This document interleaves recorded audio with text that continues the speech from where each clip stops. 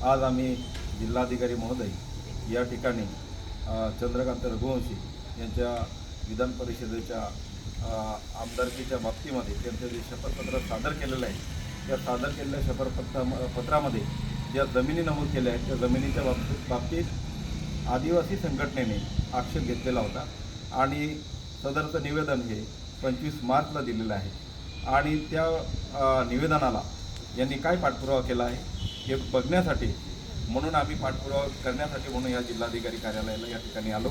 या ठिकाणी additional collector भेटले, त्यांच्याशी चर्चा केली आणि ही आदिवासी संघटनेची असामान्य व्यक्तीच्या विरुद्ध सामान्य व्यक्तीची लढाई आहे आणि ह्या लढ्यामध्ये आम्हाला चांगला प्रतिसाद आदिवासी समाजाकडूनही मिळतो आहे।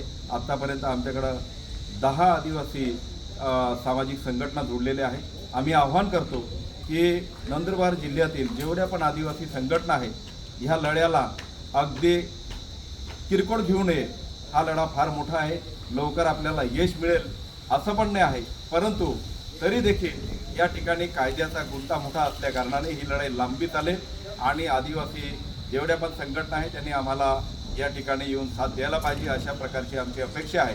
कारण या शपथपत्रामध्ये ज्या जमिनी दाखवल्या गेलेल्या आहेत त्याच्यामध्ये बहुतांशी जमिनी ह्या आदिवासीच्या जमिनी आहे। नंदुरबार जिल्ह्याला 5वी आणि 6वी अनुसूची लागू असलेल्या जिल्ह्यामध्ये ह्या जमिनीचं हस्तांतरण झालेलं आहे। ही फार सिरियस गोष्ट असल्या कारणाने या ठिकाणी आदिवासीच्या हक्काचा जो प्रश्न आहे तो निर्माण झालेला आहे आणि ह्या लढाईसाठी आम्ही पुढे देखील आमचा पाठपुरावा चालू राहणार आहे। सामाजिक संघटनेला आम्ही आव्हान करतो, तुम्ही देखील आमच्या लढ्याला साथ द्या। अशा प्रकारची मी सर्व सामाजिक संघटना, समाजकारणी, राजकारणी सगळ्या लोकांना आम्ही आव्हान करतो आणि आम्ही सामान्य लोकांना तुम्ही सगळे मिळून साथ द्याल अशा प्रकारची अपेक्षा व्यक्त करतो। धन्यवाद।